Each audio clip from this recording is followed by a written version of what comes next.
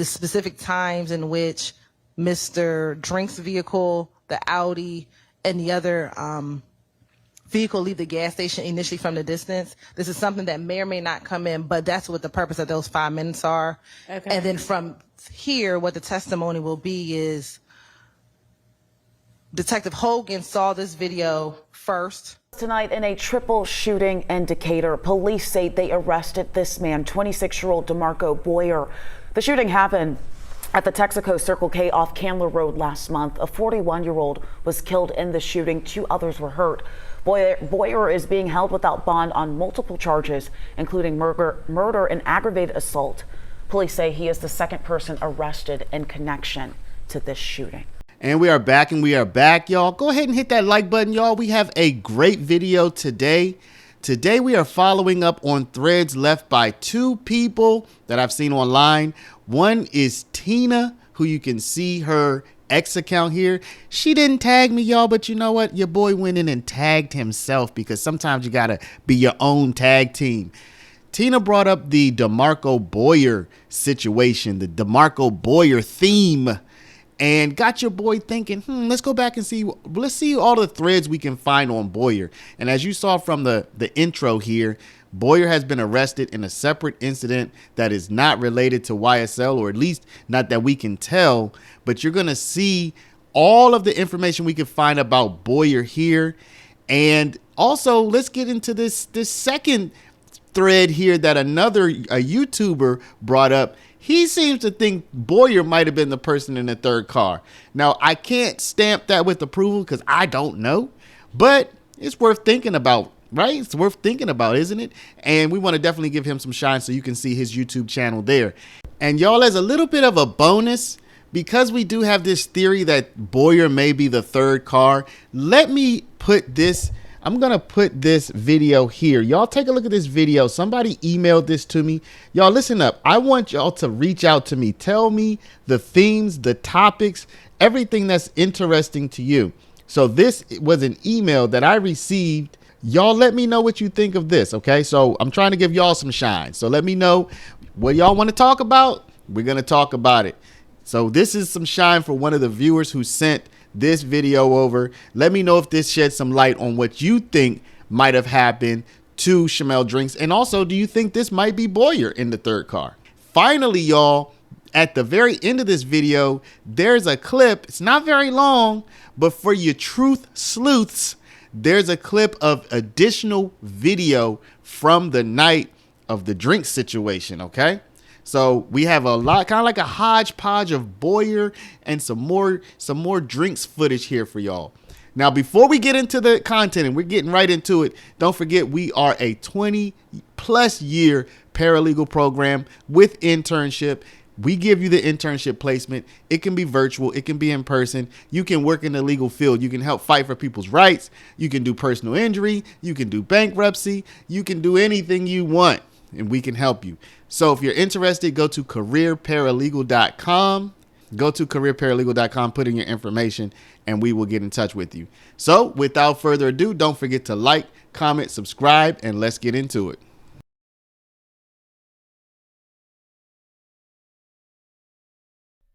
We recently asked him to plot those 2 because the green store is a thing that came up recently during trial, and the other location was. What'd you say?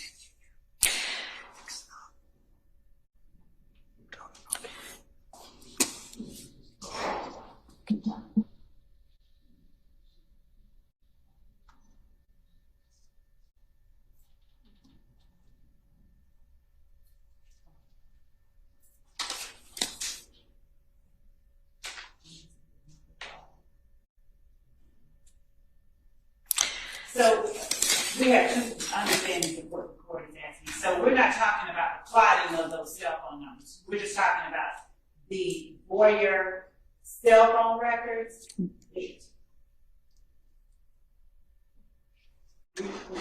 We're just talking about the cell phone records. We're talking, I don't know what we're talking about. That's what I'm trying to pin down. So there was. Hang on, yes. We were given cell phone records linked to a last name Boyer. Boyd, B-O-Y-D? Boyer. Boyer, okay. On Monday, on yesterday. Okay. Yesterday. And so that is the late disclosure that we're speaking of. Okay. And they were charted as well. Which Okay. Nobody really, I'm sorry. Do y'all care? Is the objection to the charting or? It leads me to believe that they've had them for a while if they've plotted them. All right. So the plotting of the cell site location information report done by Agent Bernie, that's of this Boyer phone number? Yes. Okay. And y'all just recently asked for that based on some testimony about something? No, that's a different thing. I literally sat there and conflated two different. Okay. All right. So then let's back up to the original issue. When did you find out that law enforcement believed that there was another person in the car and had a cell number that they were going to investigate with regard to that to find out whether, in fact, that was a reasonable lead? Your Honor, I'd like to check with another team member Okay. because I don't know the answer. Can you give me an idea? Let me clarify. You said about something that it was sometime between January and May, and that might have been that you got something. What was that about? So the conversation that I had with the team member most recently, like 2 days ago, was that I have to turn over these phone records. Right. This person was someone that they believe might have been in the car. Okay. And they got phone records, and now we know that based on the phone records, this person was in the car. Okay. So when did they ask for, we or they, not we, but y'all or they ask for the phone records because they thought that might be? I beg the court to allow me All to right, find that out. And then, do you know when y'all got the cell phone records? When you said we, I thought you were talking about us. I don't know the answer at all for the Atlanta Police Department, but I can find out. Okay, so unfortunately for you, we equals, y'all equals, the state equals both the DA's office and the Atlanta Police Department. You know that. And I know sometimes there's a little lag in communication, but I need to know, was it, if they were provided to the defense on Monday, was it last week or was it 4 months ago? Okay, I can find No, out. because, okay. And what do these cell phone records reveal? That this person did appear to be also in the car? Yes. And There's two cars. okay, do you know which car? I mean, there are two cars that obviously one, well, not obviously, at least one contains at least one shooter, right? Is there any assertion that others contain shooters as well, or just people that are involved? The state Okay. is alleging that there's a white car with my client and Mr. Garlington in Right. it, and then another car with Mr. Nichols and Mr. Farley in it. And now it sounds like they're saying that this Boyer phone, whoever owns this phone, was in one of those cars. And I'm inquiring what. Mm-hmm. I don't know anything I'd about like to provide that information, if I can. You don't know, you want to check and make sure on that. Okay. Because it was not a part of the original. Yes. Okay. How long has the defense known anything whatsoever about this person named Boyer? Your Honor. Except for this, I can tell you from my understanding of the discovery, there is zero information on Mr. Boyer except one mention in a jail call. That is it. That from my whole database, I have one mention. That is it. And I have no reports. So the police been investigating and found out that this person allegedly was involved in this killing. I still, to this day, have no reports on it. I've never interviewed him. I didn't open on him. He could be a great defense. I have no idea who this person is. Yeah. I mean, yeah, this is, I mean, you know, potentially significant information for the defense to know about. I can't say that at the time we did openings that the police had this. I'd like to be able to say. All right, we'll find out. But there's been a long period of time between opening and now. 8 months to be. That was 24, okay. 7 or 8 months. So, yeah, we need a lot more information about this. I love how y'all save all of the like bombshells for late in the day, right before we're wrapping. Y'all like, oh, and hey, guess what? So, okay. I mean, it is what it is. Okay. So we'll need to find that out and put that on the record and sort that out tomorrow. Okay. So exhibits, next 30 witnesses. And then you also, I believe, we're going to get by tomorrow, actual, like a list to the defense of here's what we think is a co-conspirator statement, right? Okay. So we'll be waiting anxiously for all of those. Anything else? As if that wasn't enough.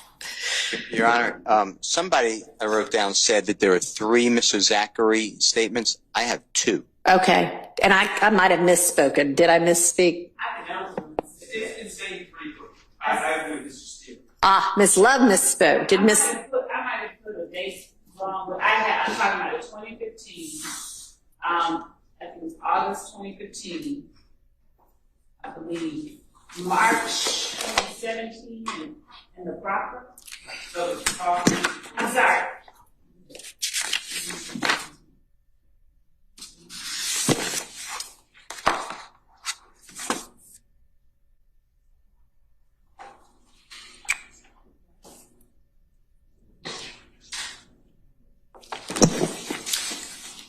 I might have misspoken too. Okay, so you think that maybe there only are 2, but you'll confirm that for us tomorrow? All right, and so if there are only 2, then Mr. Shart, you've done all of the proposed redactions. Reviewing the wiretap data, which caused them to say, oh, this person looks like he's a part of this. Okay. And then looking at the number of times and the types of communication between them, they're able to see data exchanges. They were able to compare it to the time that we believe the murder occurred. Okay. And they were able to follow on the surveillance footage that we have the path of. Okay, so I mean, basically the raw data from which they reach these conclusions is all from the wiretap? Yes, it's from the wiretaps. And then when they got the cell phones based on what they saw in the wiretaps during their investigation. And I believe that as it relates to the Waters Road incident that occurred during that same time, they were able to, this is still information in the wiretap, but there was communication from Mr. Boyer about what was going on at the Waters Road incident. That's a part of the data that's included within the wire information. Okay. Have you, meaning the DA's office or APD, conducted any interviews of Mr. Boyer? No. Not only no interviews, he hasn't, no warrants have been secured either at this time.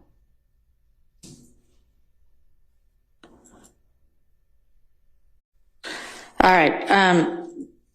I'd like to review the affidavits in support of seeking the contents of cell phone, or did you not need that because you had the wiretap stuff already? We because no one had any contact with the person himself, we never had access to contents of his cell phone, just his cell phone. Okay, so when we're saying cell records, it's essentially like location information. Yes. Okay.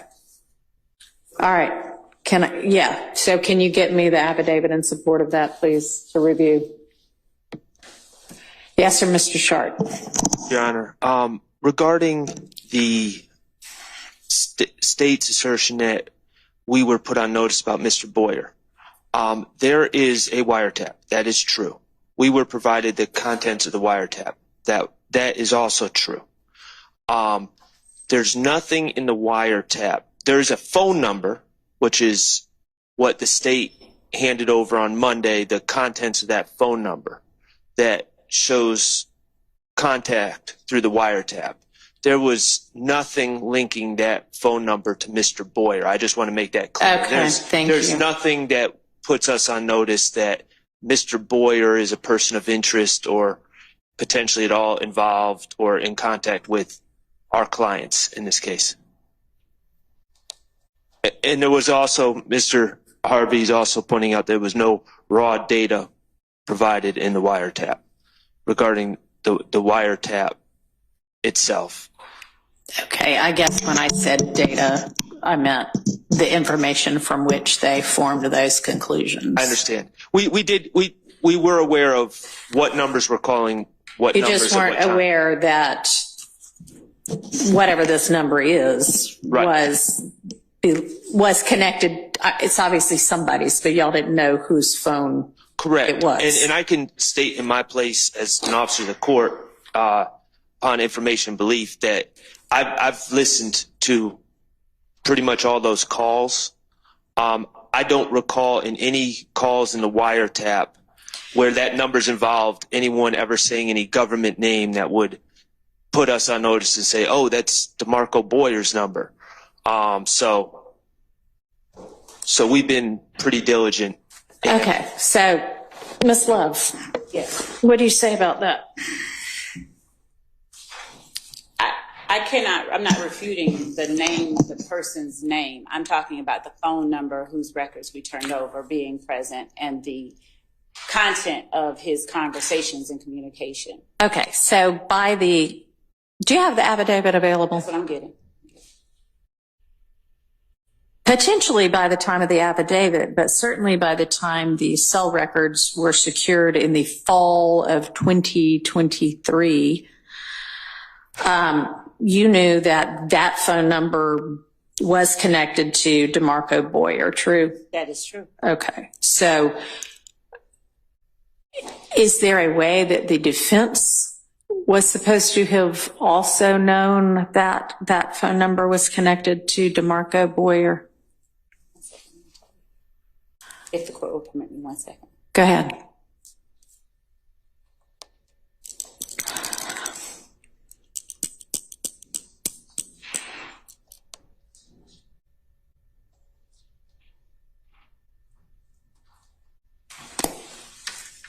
Will the court permit one of our team members to step outside of the courtroom and make a phone call to expedite this obtaining? Yeah, absolutely. Unless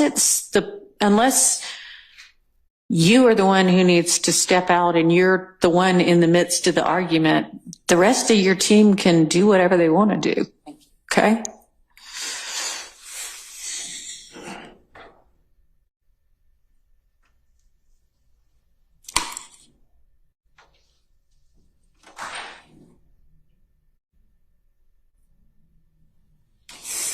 And Your Honor, just from memory, Yeah. I do know and believe that there's a reference to not his given name, not his formal name, but to a nickname. I'm getting that information. In the wiretap? Yes. All right. Any idea of timing on this? So our legal assistant is working on getting the affidavit. Okay. The nickname listed in the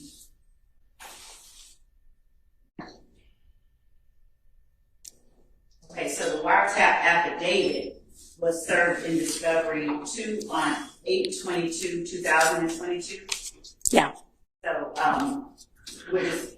I'm not looking for the wiretap affidavit. I'm looking for the affidavit to get Mr. Boyer's cell records. I don't assume that was served in discovery, was it? I'll check. Should not have been, because the reason that the phone records weren't served was that they were considering arresting him. So the answer is no on that one. Correct. Two things, Your Honor. First, yesterday we were told that it was, to my understanding, an inadvertent oversight by the state to hand over these records. Now we're being told it was a conscious decision not to hand over the records. Secondly, regarding the affidavit for the search warrant for Mr. Boyer's, presumably Mr. Boyer's phone records, I specifically requested that yesterday via email, and I haven't received it either.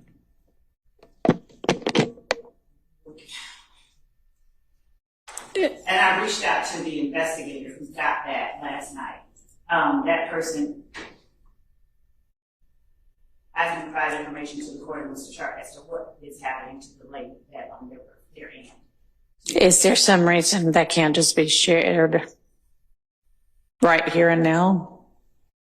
They're trying to thwart a murder. They're trying to do what? Thwart a murder that is underway or being.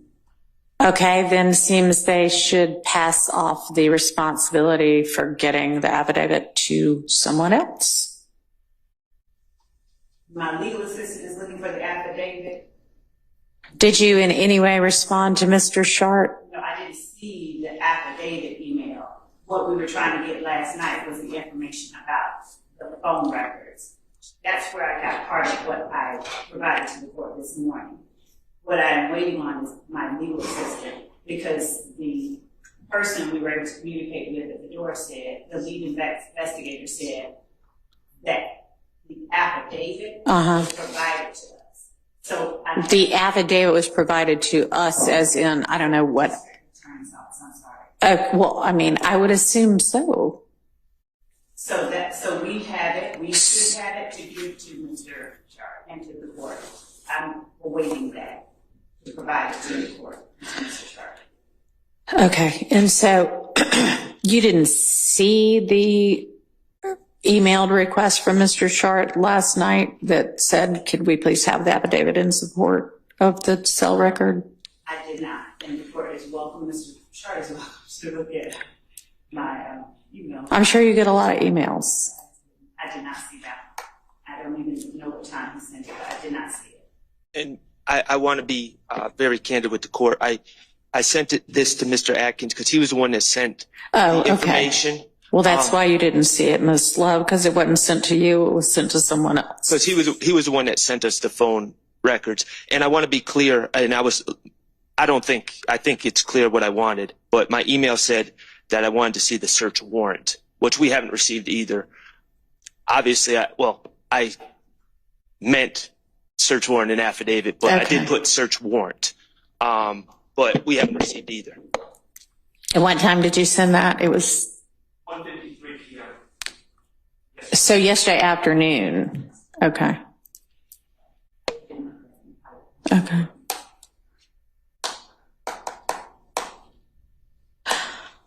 Okay, so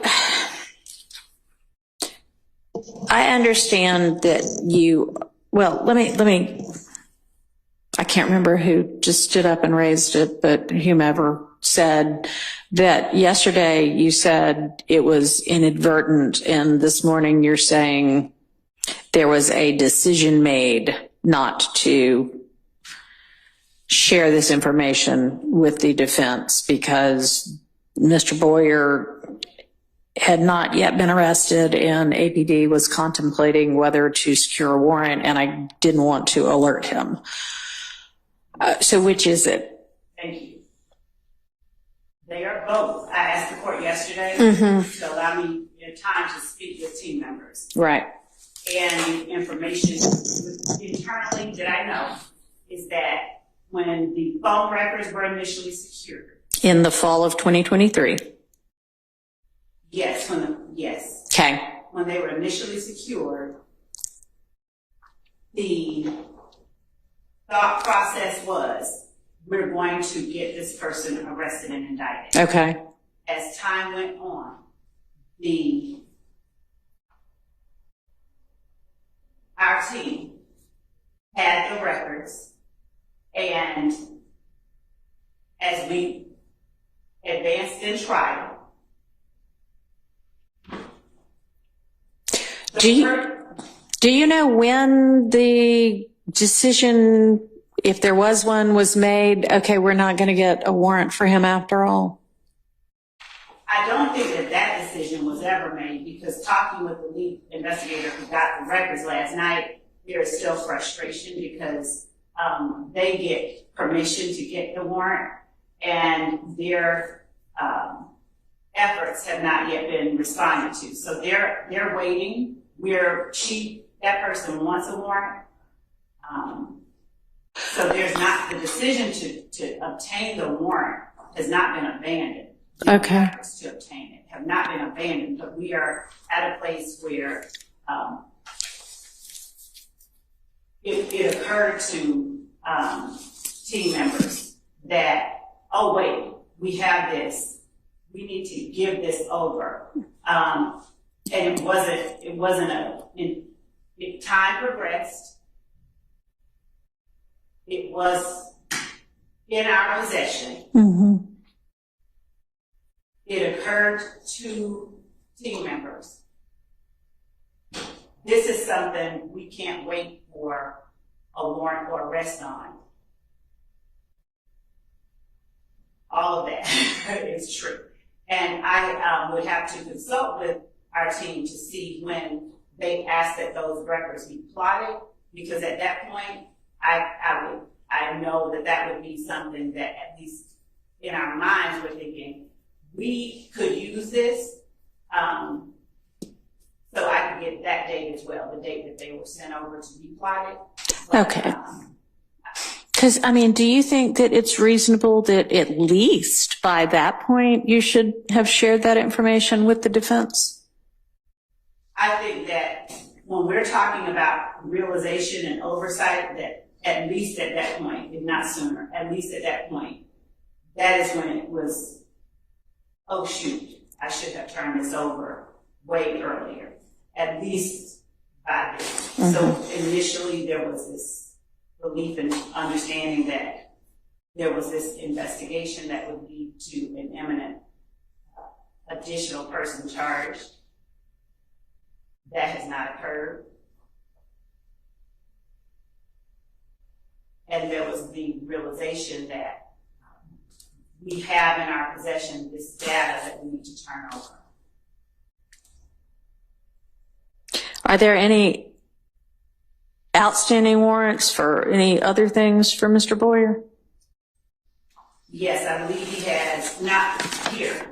I believe he has, I think he is in jail for a murder, but I think he is in jail in another county, not here, but I think he's in jail. For like a pending murder? Not a pending murder. The murder has already happened. The murder that is he charged or is he just? Charged. I believe he's charged for a murder. Okay. I have no details about that murder. I have no details about that. Okay, but he is in custody somewhere in Georgia facing charges. Yes, the capital.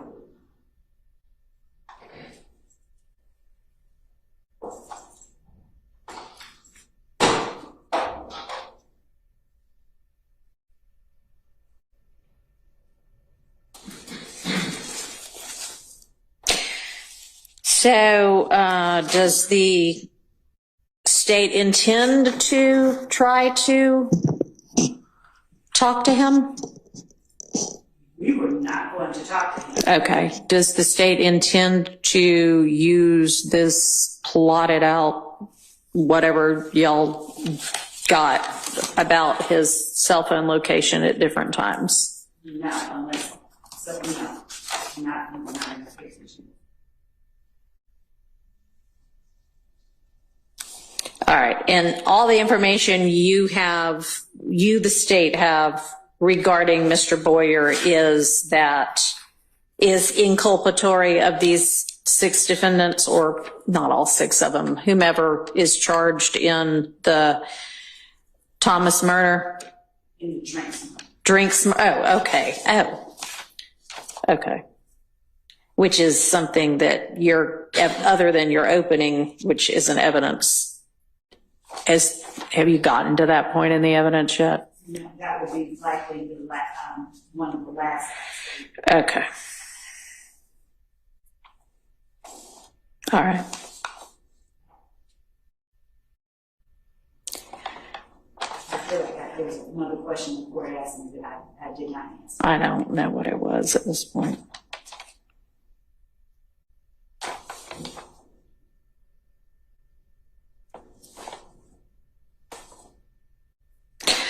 All right. So I will, whenever it's forthcoming sometime today, get and share, if I assume Miss Love's going to share based on the request, the affidavit in support of and the search warrant, and with the defense and also with the court, right? Okay. So we will await that, and then if anybody wants to argue anything concerning it, I will listen. The fact that this has to do with the Drinks murder makes it a little less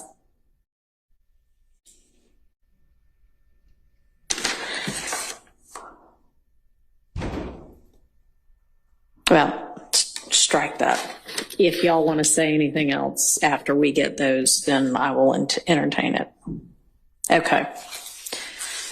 All right. So in the meantime, let's keep plodding through this set of statements of Mr. Zachary's. Can I ask a date or a date certain for the court to inquire of a date certain on this issue before you? On the debt, on the getting the affidavit and the search warrant? No, on, I'm just, I'm sad saying it. I'm really hurt saying this, but this is not new. So a date when Miss Love just said, "Oh shoot," this is not a quote, but something effective. "Oh shoot, we must turn this over." That was before giving it to Agent Bernie. So what happened on that date of the "oh shoot" to we get it yesterday, and we don't get it with "oh, this is new stuff." Let's Good talk question. about it. So we are one team, but we have many members and parts. But I will get the date. But I can tell you that when I said that there was the realization that we do need to turn it over. Yeah. When did that realization occur? I will find out because it was not mine. It was not my realization. Okay. I'll find out. What I'm saying is, who's in charge of the team? I am. And so before it's mine, generally speaking, I'm saying that in terms of a date certain, there was communication internally. We looked at it. We were looking at everything we had to turn over, and we were looking at anything that we haven't turned over. Collectively, we realized, oh my goodness, this has not been done. All right. And you don't know what date that happened? No, that's what led to turning it over. On Monday. Yes, this weekend we were talking about it and we turned it over. All right. So sometime over the weekend is when the realization occurred. Oh my gosh, you knew you hadn't turned it over. Oh my gosh, we need to turn this over. Oh my gosh, it has not been turned over and we need to turn it over. Okay. And you're getting us the information about when we get the affidavit in support of the search warrant for the cell records, we'll know the date that occurred. That is correct. Uh-huh. We're working on that. And it did not occur to anybody at that point in time that this is information to be shared with the defense. When the court says at that point in time, you mean with the affidavit for the search warrant? When the search warrant for the records were obtained? Yes. Right? I mean, obviously not, since you got them in the fall of 2023. And because the information that the search warrant was based on had been provided. So, well, we weren't thinking along those lines then. Okay. Had you at any point provided information that the phone number that y'all all know about from the affidavit and the nickname, which I think that's what it was, you were going to tell me what the nickname was, is actually DeMarco Boyer. Did you ever before Monday share that information? No. Okay. All right. What was the nickname? Unk is the name that's listed on, I think, in the wiretap. I think it's okay. That's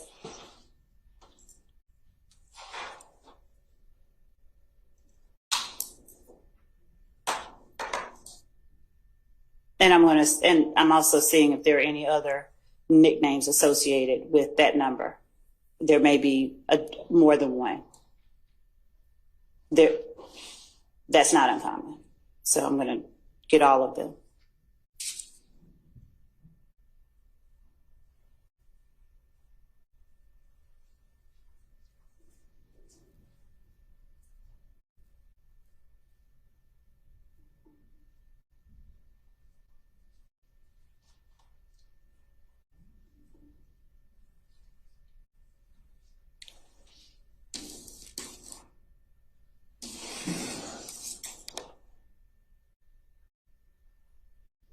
May I step to the door once more? Yeah, and before you step to the door, is there at this stage, which is mid-trial, anything else, whether Brady or not, that you think might be relevant to either the state or the defense in trying this case that you, the state, know of that the defense still does not know of?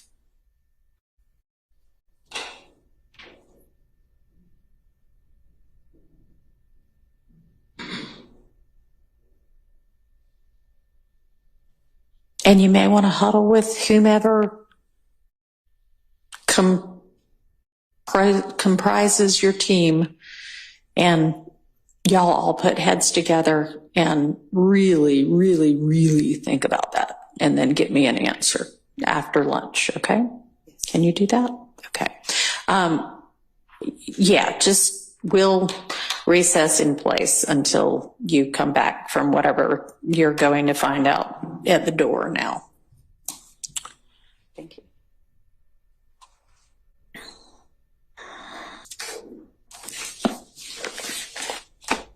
Your Honor? Yes, sir. Can I just add one thing to the previous discussion? Sure. A lot of the state's theory is that Mr. Williams is in charge of a gang and the gang does crime on his behalf. He asks for it and they do it. We deny that.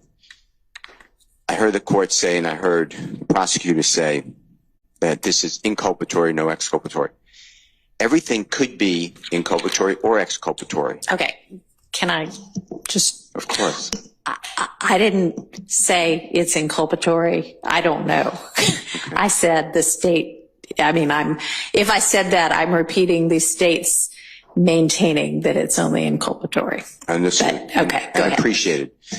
And all I want to make the court aware as you go through decisions is if we knew about Mr. Boyer, then what I would have done is found out if he has a lawyer, because he's in custody, it sounds like, contact his lawyer, ask if I could go with the lawyer and Mr. Adams, when I say me, and Mr. Adams, and an investigator, and interview him.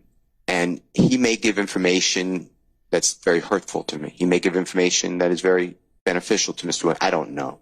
My point is, though, that the state has no ability to know what's helpful or hurtful to Mr. Williams, and we have a right to investigate. So I just wanted that on the record as well, in case this goes up. Thank you. I don't disagree. Thank you. I don't disagree. All right, Ms. Lev, if you're at a stage where you can shed any further light on anything, great. If not, we'll take it up after lunch. I'd like to take it up after lunch if the court will allow me. And I wanted to make clear I'm not refuting anything regarding the need to provide it to the defense and whether it's inculpatory or exculpatory. I just wanted to make clear and make sure that I told the court and the defense that we're not asking to use it. We just wanted to, out of an abundance of caution, in the event that it is in some way, in any way exculpatory, give it to the defense. We're not trying to use it. Okay. And in searching through the discovery that has been turned over with respect to the representation that I made to the court about the number being on the wire, within the discovery that was served in 2022, the phone number that we've gotten the records for and the last name of Mr. Boyer is provided within the Sumlin Dorsey conspiracy. And I said wiretap. There are 2 wiretaps that were gotten. This name and this number appears in both, and the name for the number appears in the Sumlin wiretap. All right, and you produced that to the defense as a part of the Sumlin Dorsey conspiracy package of discovery in 2022. Is that what you're saying? Yes. You distilled that. Okay. And then I said it. And do you have anything more specific than that to point out to show like exactly when that discovery got served? I do. Hold on. Okay. The 2nd, 2022. All right. And the folder specifically that the number and the name appear in the discovery served August 2022, it's folder 1, counts in indictment by act at 181 through 182, Sumlin, Dorsey, count 55, 181 through 182, discovery 2, Dorsey conspiracy. And it is the 6 call down, Okay. which has on it, and I will submit this as states 1 for the purposes of today. Okay. It has the phone number 470-957-2893 - Dorsey and Boyer. All right. Okay, that appears to clear up that issue. Y'all can double check and make sure it's, says what she said it said. I don't know. Let's ask. Can I pass it around or I'll give it to the court first? Sure. We just screenshot the tranche. Okay, if y'all got a screenshot of it, maybe send that email around to everybody so they can see. But and also we sent it a second time when we organized the discovery for the defendant. So it's in 2 different sets of discovery. The first one is from August 2022. okay. I'm happy to pass that around at the time because she's got it highlighted. Y'all can all take a look at it, but she's going to email, or she or Mr. Atkins are going to email that as well. And then it sounds like it got reserved later in 2022. Thank you, Ms. Love, for digging through to figure that out. All right. And then do you have hands on the affidavit and search warrant yet? I label it Stamps 2. Okay.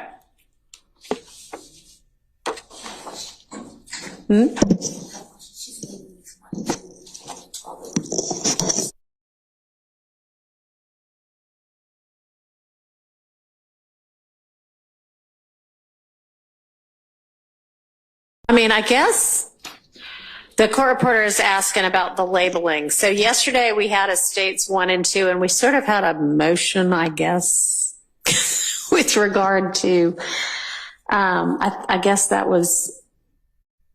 We labeled it differently. We labeled it States 1 Melnick Proffer. Okay. We labeled today's States Exhibit 1 as States Exhibit 1 August 7th, 2024, if that's today's date. Okay, so it's weird, I guess, because I'm sure there are 100 million, I exaggerate, but a number of states exhibits that have already been in for the jury trial. We're sort of paused on the jury trial and kind of we're doing motions in limine for the most part, really, sort of, but this isn't that either. This is, I don't know what to call this. Just don't know what to call this. Let's just say it, states 1 and 2 to the Boyer discovery matter. Okay. How about that? Yes. Okay.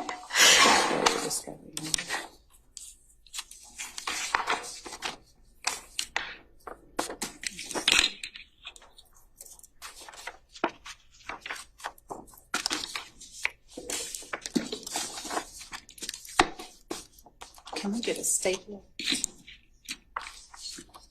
I've got some paper clips. I think we know where it's secretly kept.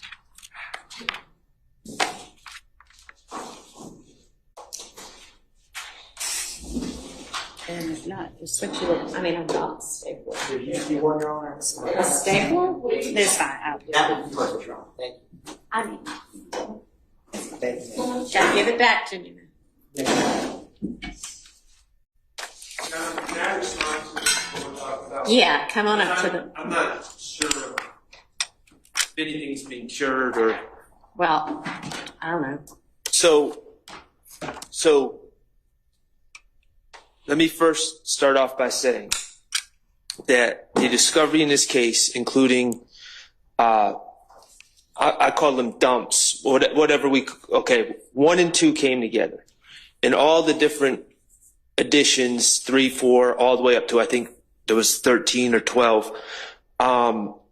They're divided by counts. Okay. Okay. So count 55, I believe, Is the conspiracy is connected to the Drinks murder, right? No, it's not. No? Oh. No. That's one thing. It's a conspiracy.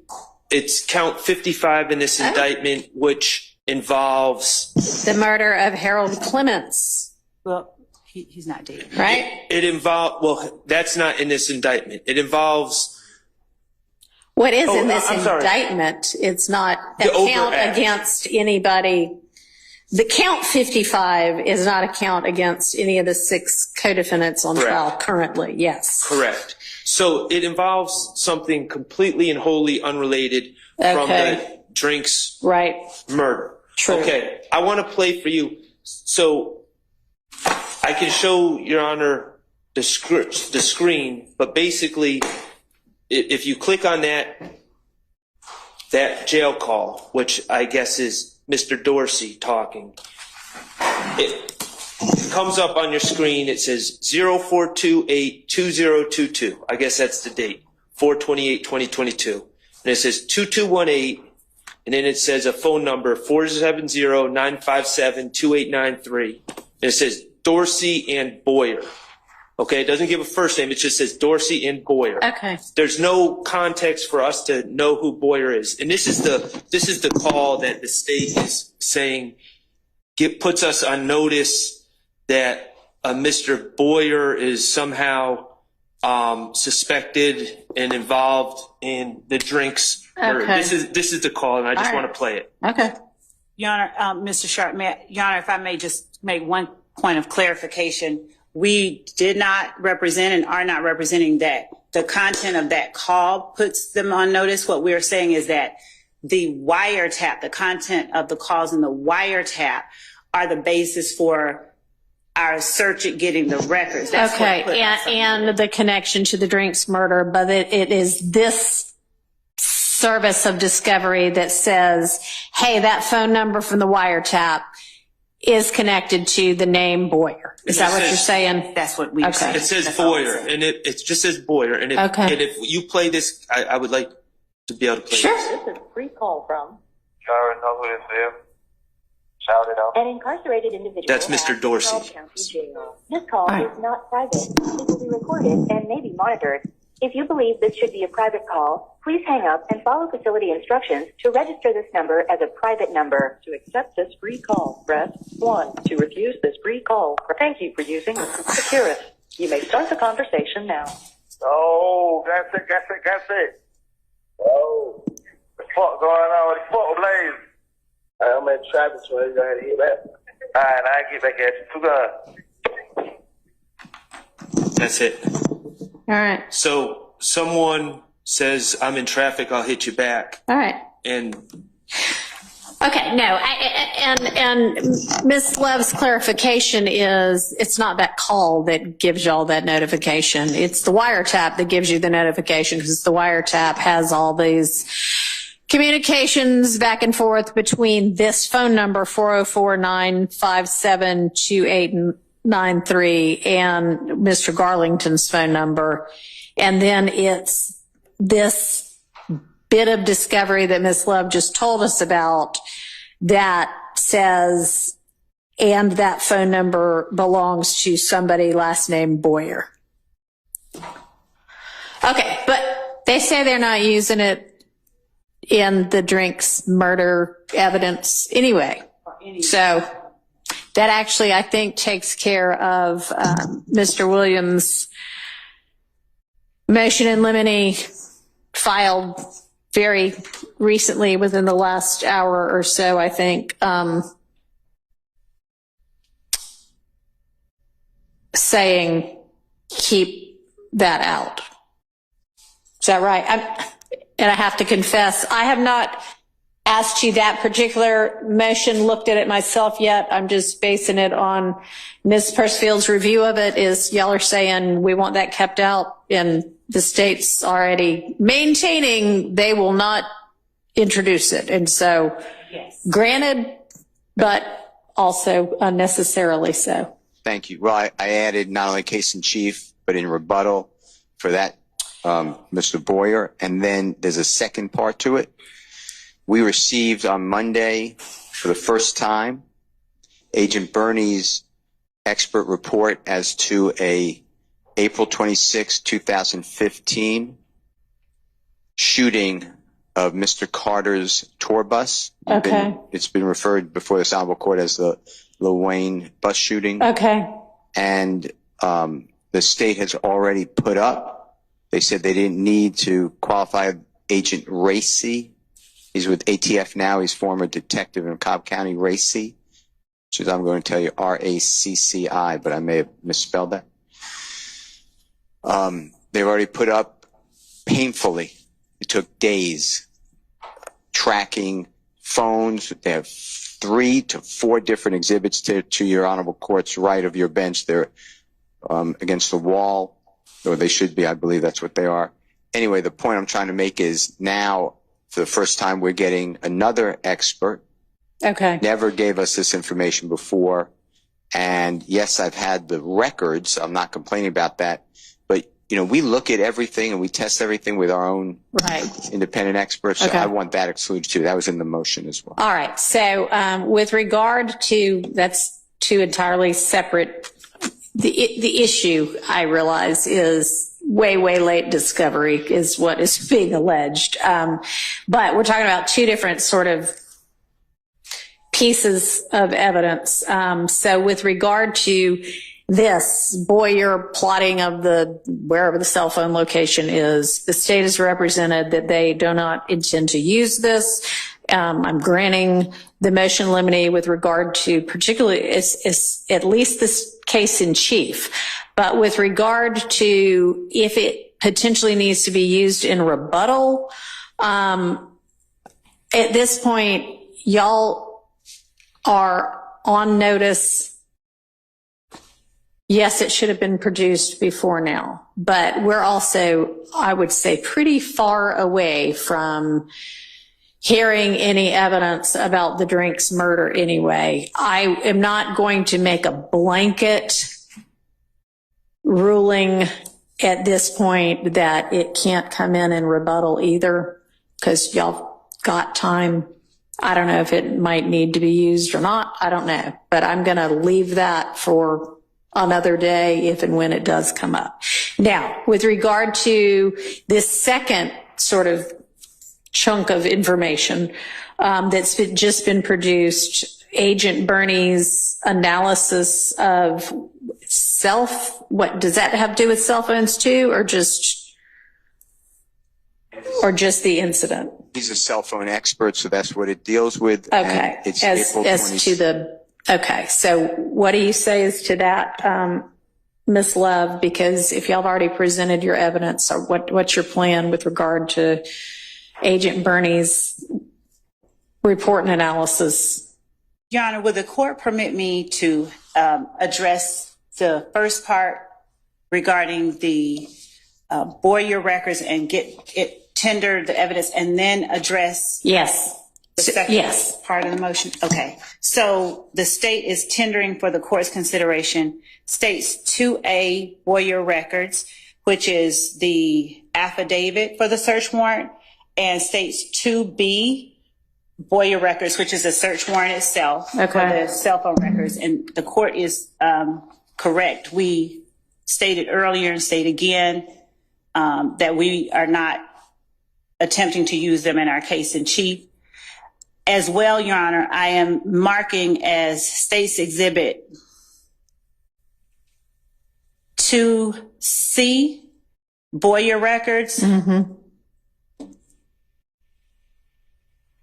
It is a screenshot of a search of the wiretap data for the number of calls that involve 470-957-2893, and the number of calls within the wiretap that involve this number are 501. So I'm tendering this for the court's consideration. All right, thank you. And one as well as 2A through C are admitted. Okay, turning now to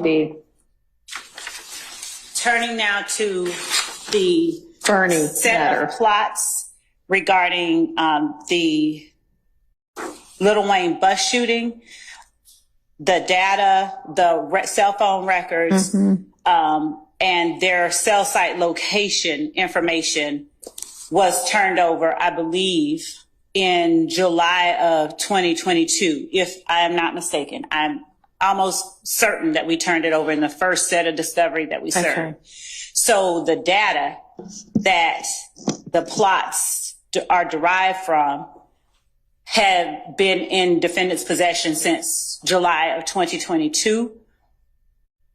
The plots that are that were made at the request of our office were requested after testimony and cross-examination, testimony elicited from through direct and cross-examination of our witnesses in the Little Wayne bus shooting. Okay. As a result of some of the questions and answers and the direction that we saw that questioning going, we asked for the plotting of the. And when did you ask for that? I'll get an exact date. Give me a ballpark.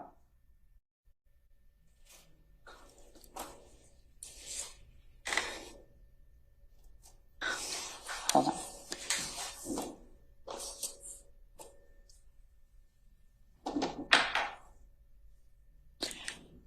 Give me a ballpark.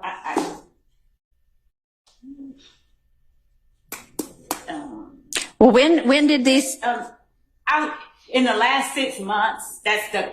I'll give you a narrower ballpark because things were delegated and we did. Okay. When did these people testify to the Lil Wayne shooting? When was that testimony, roughly? January, June, April? Okay. So at some point after April. That's a good one. Yes. Okay, let me ask you this. At the point in time when you think it might be relevant to have a plot of whatever cell phones might have been involved, we've already heard everybody's testimony. Man, we'd like to shore that up with some expert rolling back in here and taking the stand again. We're going to get him to plot this.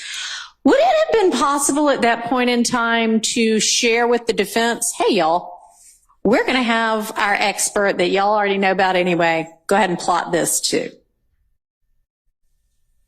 Yes, that would be. Yes. Okay. Why was that not done?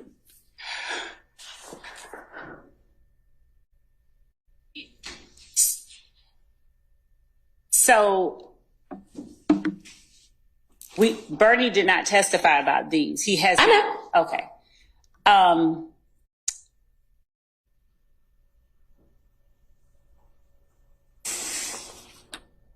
Your Honor, if I may, I'd like to give the court first the more precise time that we got those records. Not when you asked for them, not when you got them, when you asked for them. That, yes. Before I go to that second question, with the court's permission. Okay. Go ahead. How long is it going to take to get that information? Can Mr. Christian work on getting that information? It's already being worked on. I already. Okay. I mean, will the answer differ based on when you asked for the information as to why at the time you asked for the information, no matter when that was, you did not, even though you could have, say to the defense attorneys, I'm going to be getting this. I don't know if I'm going to use it or not, but I'm going to be getting it. That is the best practice. And we did not, but I don't have a good answer. I mean, and the answer could be because, man, there are only 24 hours in the day and this is chaos and, you know, we're doing the best we can. That could be your answer. I don't know. It's still not a good answer. Yeah, we're not. But let's just maybe nip this in the bud, because I did ask you also to, at the lunch break, huddle with your team and see if there might potentially be anything else outstanding, whether Brady or not, because none of this sounds like Brady. It's just information that might come in trial that it would be, you know, just kind of like the way we're supposed to try cases is to sort of share each other's evidence to, you know, with the other side so they know what to expect. So were you able to sort out yet? Is there anything else out there in the universe that you think you're going to use? Judge, I used the lunch break to get that information I gave to you earlier. We were feverishly getting that. All right. So all right. Right now, what I have for the court is that Racy testified on between May 13th and May 16th. So I need to clarify that. Okay. And the defense challenging him and as I said earlier, the questions and answers and the follow-up cross-examination elicited during that time period, May 13th and May 16th, is what caused us to request them. Okay, that's fine. Okay, and essentially you acknowledge, yes, we could have gone ahead and let the defense know we were going to try to get this plotted. You just didn't. And I guess what I need to have happen going forward is that as this trial is going on, first, if there's anything outstanding like that, whether you've got results back or not, or if you're just like, after somebody testifies, you know what, this would be a good thing. Okay. Share it in a timely manner, which is like, not necessarily at the time it occurs to you, but at the time you decide to do it. Don't wait for the results to get back. Don't wait till you're going to call the person to the stand. At the time you say, we're going to do this, you give that information to the defense, okay? And then when you do get the results back, you can say, we're not going to use it after all. Or, we are going to use it, here's the result. And that is going to be the rule, be the requirement moving forward for everything. So if there's anything out there right now that's kind of in progress, tell them about it. Okay. And moving forward, as things come up, when you decide I'm going to be doing something about this, tell them about it, okay? Yes, sure. So what amount of time do you need to get with your team and figure out, is there anything in process? Friday at 5 too late, or you want me to do days? Friday at lunch. Okay. Well, okay. I don't know what our Friday is going to look like, but yes, you can share it with them without it being in court. So yes, Friday by lunchtime. And you can just copy Miss Persefield on whatever it is you tell them. Okay. All right. And I expect that to be the rule that gets followed moving forward. Okay. Okay. All right. Any questions about it? No. Okay. All right. Anything from the defense on that topic and that rule? And I know it is not ideal, but this, it seems that up until recently, this trial was sort of everything was on a rolling basis. And I can't do a whole lot about that, but moving forward, that's what it's going to be. Yes, ma'am. So, Your Honor, everything was not on a rolling basis. Well, and the rule that you just implemented was already the rule. Okay. Chief Judge Glanville, at a certain point, because we were receiving late discovery disclosures all the time. Okay. And at a certain point, he said he was fed up. He spoke to the state. He said he was drawing the line there. Okay. That any late disclosures after that, and he did exactly what you did today. Maybe not in those exact words, but he said, is there anything else? Okay. So he gave the state this opportunity already, and he told Ms. Love specifically that if any other late disclosure of discovery came after that date, that it would be met with remedies and sanctions. So we're here again, and I'm just asking that before you exercise patience. Don't exercise patience. Okay. That it was already supposed to have been in place and be aware of that. Okay. So, I think that's probably true. I wouldn't be the least bit surprised if Judge Glanville had already at some point said, all right, y'all, we got to Judge Glanville sort all this out. In fact, he has and did in fact say, hey, turn over everything you have. Right. And I'd only say that as trial goes and as we see the direction that. Okay. I understand. Yeah. Trials are kind of living things. I get that. But even if it took you 2 weeks to decide, so like by, Memorial Day weekend on May, whatever it was at the end of May, you were like, yeah, let's get this. Right. It's now August. So you had all of June and all of July. Yes. So, the motion on the floor is to request that, the plot by Bernie be excluded from this trial. Your Honor, we would ask that the court, since that is the motion on the floor, deny the motion because the data that has been plotted has been in the possession of everyone. That's including cell site location data since July of 2022. Counsel for the defendant is correct that Judge Glanville said, turn over everything that you have, and you have a continuing discovery obligation. Right. So moving to exclude a summary of what has already been given, we would argue is an extreme remedy given that the information that is contained in that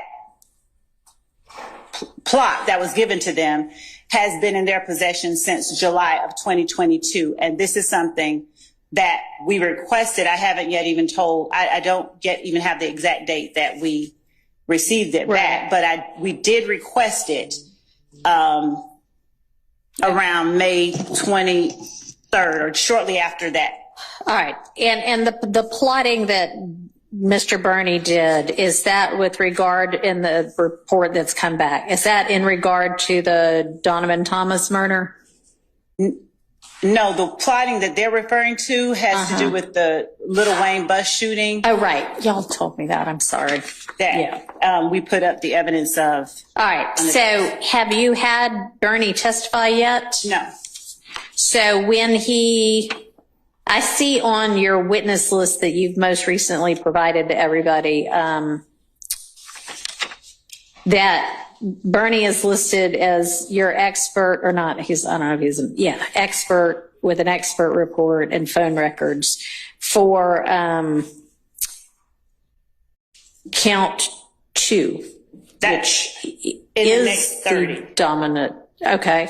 So is he then listed again for where? Yes, he's not in the. He's also in the last 30 set of witnesses for a different act.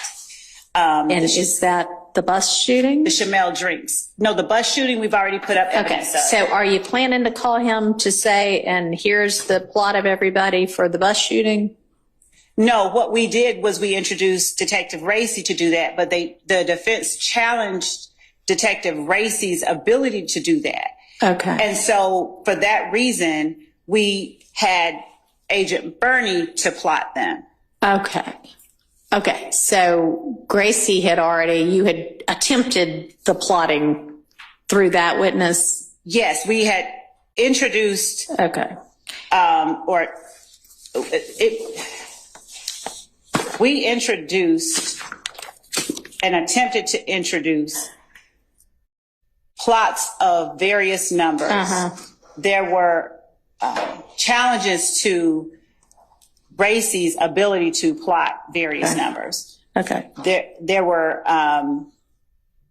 All right, but you at no point after you knew you couldn't get it in through Gracie said, all right, we may be trying to get this in through Burney. Did not. No, okay. we never did that. And I want to be clear that it had to do with the line of questions that were put upon Agent Racy. Okay, so I mean, sure, it only came up that this was a possibility after Gracie testified. We only decided to do that after that. We were intended to be done with that. But it's still been 2 months since that time. Yes. And so why is an appropriate sanction not at this point saying you cannot use that information through, period. You can't use that information. I can't let Burney testify to that. Because 2 reasons. The remedy of exclusion, as the court is aware, is one that is extreme, and generally it would be appropriate when there has been some kind of harm and there has been some kind of bad faith. I'm not saying that that's the only time the court makes the decisions. Our argument would be that it should only be employed if there's something prejudice. Yeah, I understand. So how is it not bad faith? And I don't mean this personally, but how is it not bad faith when you've been ordered by a court, probably orally and in writing, that you need to produce things as they come into being and as you know about them, and then you don't do that? Bad faith would be holding it back for some kind of advantage, tactical advantage. And if we're saying we don't have to put that up until the last 5 witnesses, and we are at witness 80 in a list of 175, giving them the records or the plots now, literally when we have people, when we okay, so that sounds more like an argument that they aren't really prejudiced because they still have plenty of time to handle it, right? It's actually for both, because what I was saying is to say it's bad faith would mean that we held it back for, I mean, that's still not the only definition of bad faith, but we did not hold it back for any, we did not intentionally keep it from them. Okay. It's, So how is it that it came out on Monday or occurred to y'all over the weekend and you produced it on Monday? Is it because because y'all finally got together and said, all right, y'all, what else is there that we ought to be giving them? Why 2 months later? so the moment that precipitated this disclosure, I have to rewind and go back over everything that has happened. And I can only say that it may have been that it may have been that as we were looking at 30 witnesses out and looking at Bernie, we realized, oh, Bernie. Okay. So it basically was just the court saying, it's time to get organized and it's time to share the details about what your intended trial evidence is going to be that finally made y'all get organized enough to realize, oh, shoot, there are some things we have not shared yet. Fair? It is the court's order that got us to do that. Okay. All right. So that is probably not bad faith. That is it being swamped because there's a lot of evidence. But I am exercising patience despite the suggestion that I not do that. And I hear that you probably think enough patience has already been exercised. There is a long time before this witness is going to be called for this purpose. It is more difficult to prep for evidence as the trial is ongoing than it would have been before. It's more difficult to do it with 2 fewer months' time than it would have been with 2 extra months' time. This needs to be the last of it. I mean, it's sort of like when somebody comes before me on a probation violation and it's the first time I'm seeing them. I don't know what they thought about getting away with anything before that. But once I talk to them, I expect them to abide by it. I expect you to abide by it. So between now and noon on Friday, you better make sure you have got all your ducks in a row and you have shared those ducks and ducklings with the defense. Yes. Okay. I'm about ready to move on from this, but yes, ma'am. Okay, Your Honor, I'll be brief. Speak into your mic. I'll try to be brief. All right. Your Honor, in all candor to the court, I believe that the state is arguing as if it's a first argument to you because they know you haven't been here for 19 months. These arguments, I've heard them so many times, it's countless. I understand. Right. And for the state to argue it's not bad faith, I'll give you an example of things that we've been through before we had the opportunity for you to be presiding. Can I ask you a question before you do that? Sure. Is this something that is not already included in one of the numerous motions for mistrial or to disqualify these prosecutors? I don't think so, actually. You don't know? I said I don't think so. Okay. But I'm not sure. Go ahead, but this share is specific about discovery, disclosure, All right. timely disclosure. The state's been caught before. Specifically, I remember a late discovery disclosure that once it was disclosed, it actually had a comment on there that was supposed to be internal that said, do not serve yet. They did it on purpose. And how many times can you say, oops? How many times can you repeatedly, systematically make the same mistake as an experienced litigator and say, it's not bad faith? Okay. Your Honor, I'm just asking that the rules be enforced. Because if they're not really rules. They're just aspirational. All right, I understand. And we are instructed ad nauseum by our appellate courts. They probably won't like my use of that term. That exclusion of evidence is an extreme sanction, and that prior to a trial court instituting that as a sanction, the solutions that need to be thought about include a continuance, which is not going to happen here because we've been on a continuance for a while here anyway. A continuance here, it's, no, they cannot bring it up next week. It needs to be way far down the road, which they are representing that it's going to be anyway. So it'll give y'all time to look into whatever it is. And I understand what you're saying and I hear you. And the answer to how many times can it happen? Maybe 0 more times. Okay. Not trying to keep us from moving on, but related to this. Yes. My understanding, I'm sitting way back here. My understanding is the state admitted some court exhibits to include the affidavit and the search warrant for Mr. Boyer's phone records. Is that correct? Yes. Could the state, we still don't have those. Okay. So could the state send those to us? Can y'all share those by email or should I have copies made of these? And additionally, my colleagues are correct. We would also like all reports. The statement that the state has made is there's been a continued investigation into this case, into Mr. Boyer, and we would like all associated reports, investigative reports, summaries, supplements involving the continued investigation since our client's arrest. Reasonable. Ms. Love, you understand? Yes, yes. Everything with regard to the police investigation of Mr. Boyer and any kind of involvement of his in any of the crimes indicted in this case.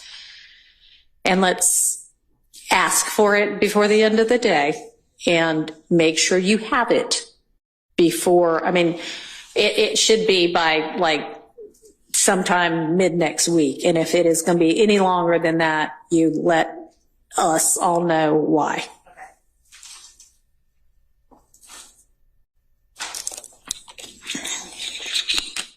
Okay, and so sharing the affidavit and search warrant and whatever else it was, is that something y'all can do electronically or do I need to get copies made? I'm actually checking to see if we brought over physical copies of both the warrant and the affidavit. Now, I want to play for you some additional wiretap calls, but let me ask you this. So let's fast forward to March 14th, 2022. Is everybody all right? Anybody need a break? No, y'all soldiering on. All right, thank you.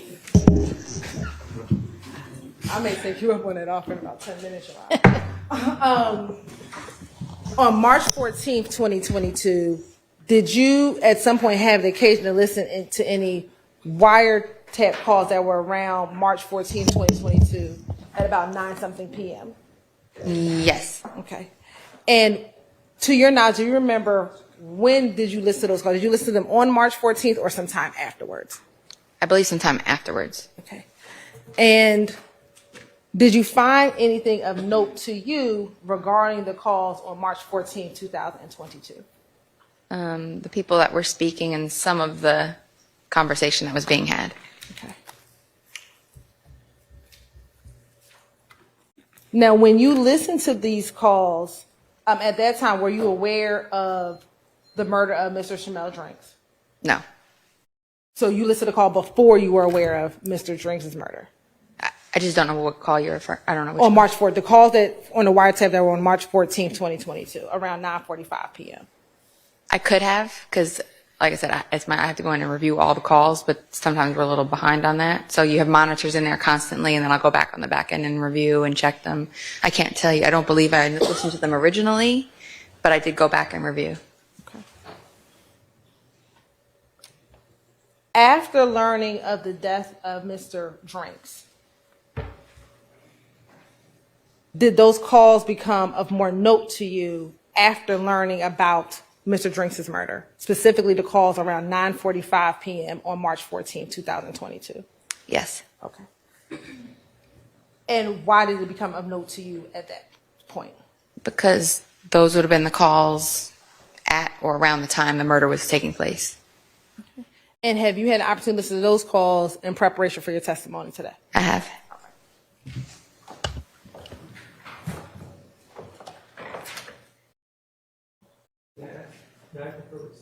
You may.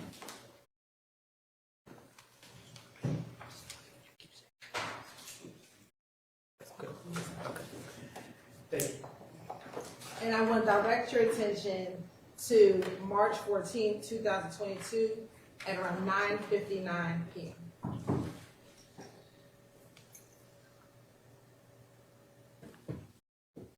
Permission to publish, Your Honor. You may. Thank you.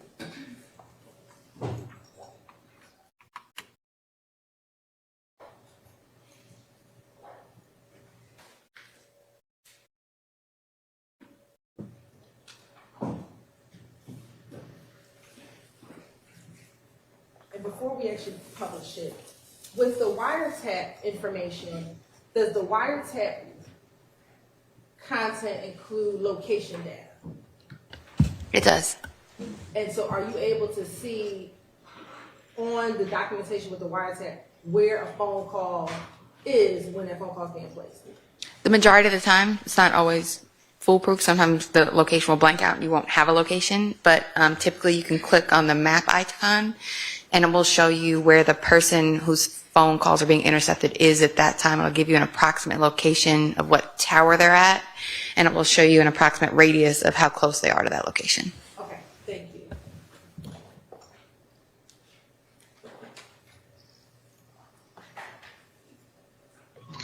Hey, what the hell y'all pulled off?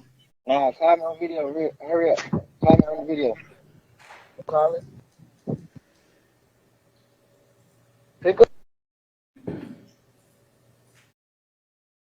Now, did you hear what occurred in that call? Yes. Did you hear someone tell someone to pick up and get on FaceTime? I'm going to object to the What did you hear on the phone call? Basically telling someone to hurry up and call me on FaceTime. And as a gang investigator, is FaceTime significant? As It a is. gang investigator? Why is that significant as a gang investigator? Because it's a common belief amongst people engaged in criminal activity that Sustained.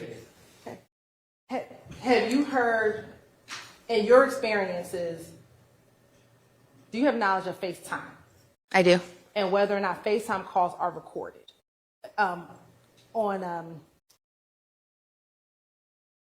Telephone logs, are FaceTime calls recorded if you get CDR records, call detail records? If you pull call detail records, you will not see FaceTime communication.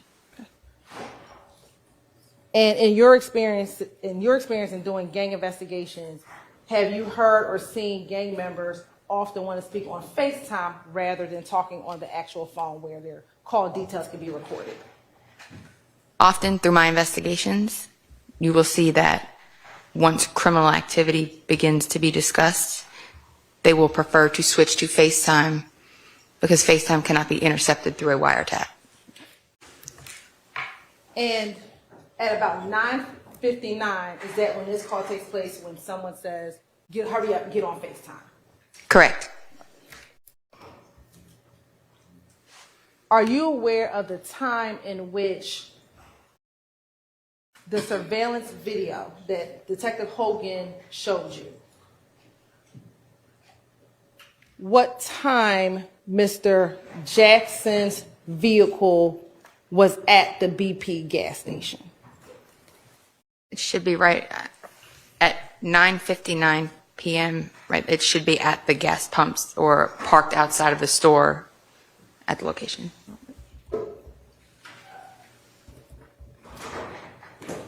And from the viewing of the surveillance video, were you familiar with both the car associated with Mr.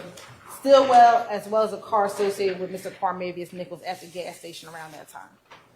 I did not know I didn't know who the car was associated with, the other car was associated with at that time. At some point, did you learn about who that other vehicle was associated with? Yes.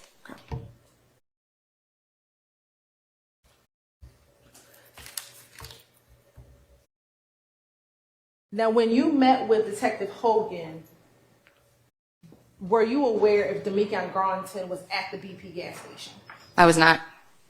At what point in time did you learn that Mr. Garlington was at the BP gas station? When I went back and reviewed the wiretap data.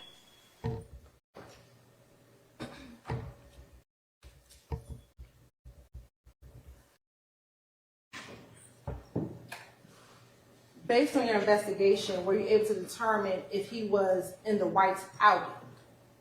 Yes. Was he in the white Audi? Yes, he was.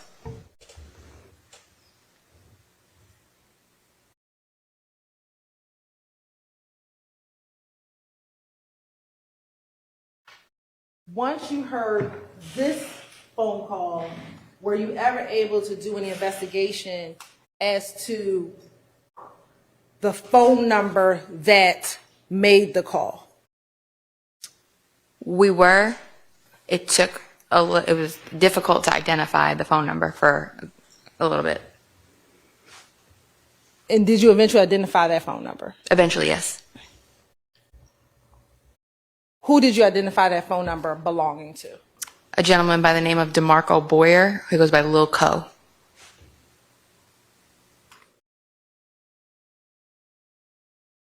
And based on your investigation, did you ever learn what was that phone at the gas station as well? It was.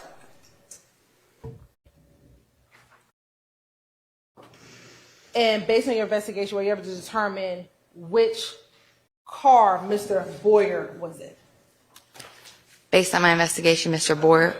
I'm going to object to speculation. Okay. You may. I think it's odd, but we're back around. Yeah. I'm going to try to keep this moving. I think it's odd that a detective or the investigator would give a conclusory statement that so-and-so is in a certain car and just conclude it with no basis, but I will clear it up on cross if I need to. So. There is a basis because we have a call that's not being played before the jury, but there is a phone call of that phone number associated with Mr. Boyer calling Mr. Garlington's phone a few minutes before the call that we just heard. And additionally, Your Honor, although this is out, there is a basis because she is aware that that phone plotted at that location once she was able to determine whose phone number it is, and we were able to get the phone plotted. So there's a basis of knowledge. It's not. Right. Well, she has a basis to be able to know. I don't know if she has a basis to be able to know exactly what car he is in, does she? But she has a basis to know pretty close to where he is. Yeah, because we know that they're talking to people in the other car. We know that You're just like putting two and two together on the. That's fine. I'll clear it I up think on cross. that's legitimate. Okay. I'll clear it up on cross. Thank All you. right. All right. Are we ready for the jury if they're ready? yes, and I'm throwing. You said it was late. No. Not like, I mean, like, Sure, if you think that's a good stopping point. I mean, do you think you'll get through this witness today? Okay, how much more will you have tomorrow? Huh? Oh, not tomorrow, sorry. The next day, Monday. Probably about 2 hours. So we should have done tomorrow. I understand the reason why, especially given something that happened this week, Your Honor, with the state's office.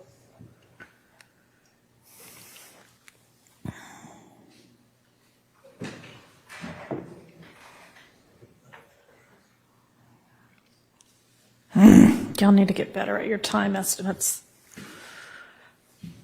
All right, let's just get the jury back in. Did you have based on your investigation, some knowledge of Mr. Boyer being at the BP gas station? Yes. Okay. Now, after listening to this call in the days after Mr. Drinks' murder, did you see posts from Mr. Demikion Garlington? Yes. As well as Mr. Quarmavius Nichols? Yes. And did you capture those posts as a part of your investigation? Yes. Okay. And have you had an opportunity to look at those posts prior to your testimony today? I have. I'm going to show you what's been marked as Stacey Unit 470 BV and 471 BV. Tell me if you recognize 470 BV and 471.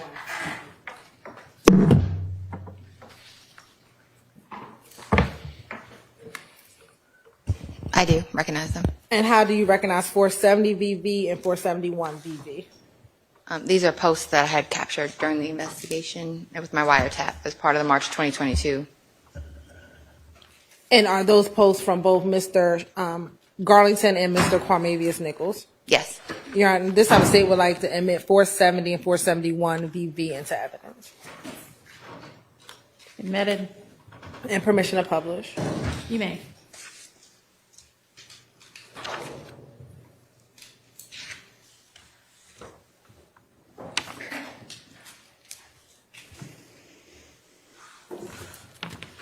Looking at, actually it's 470 and 471, both these images just on one page. Yes. Okay. And what date were these posted? Can I refer to them? Yes.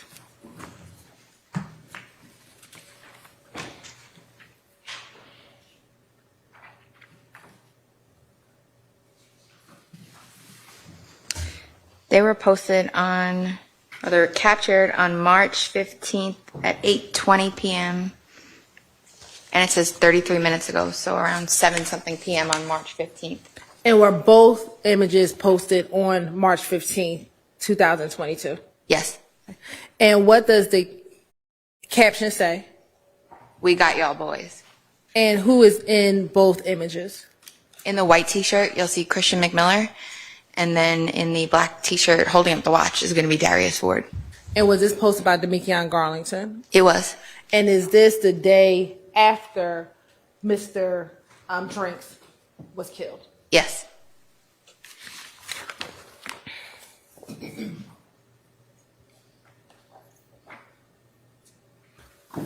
Now, did you also then have the opportunity to see more images from YFN members regarding either Mr. Drinks or Mr. Donovan Thomas Jr.? Yes.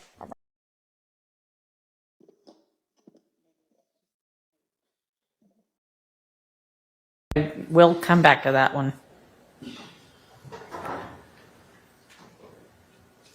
So what now? What's the last one in this area, and this is my fault because I did not remember that Mr. Atkins sent this email.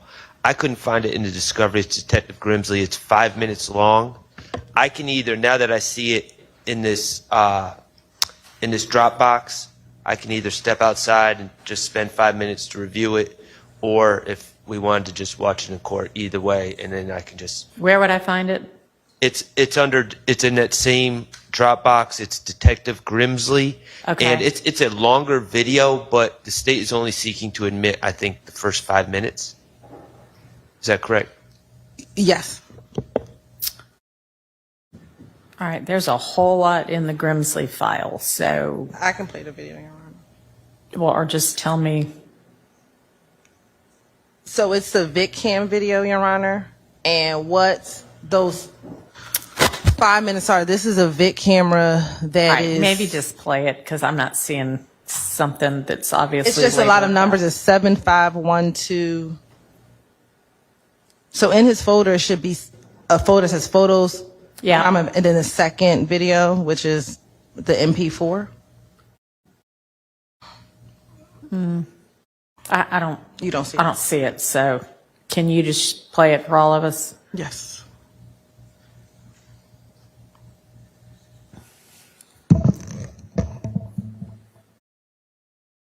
And what's this going to be showing?